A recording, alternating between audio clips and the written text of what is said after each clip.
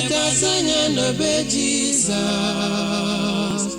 were ike gị lekwasị anya, tụkwasị obi. Ọ bụ ya bụ mmeri nye ndị na-achọ ya, ọlụ ebube nyekwa ndị kwere ekwe. Ọ bụ ya bụ ihe na-ewu n'ụzọ ndị ya, si n'ebighị ebi ruo n'ebighị ebi. Ewo,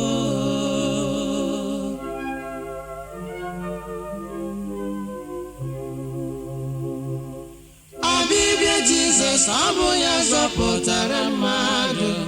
Ndị bi n'ụwa ha bụ ya n'ihi mmehie anyị.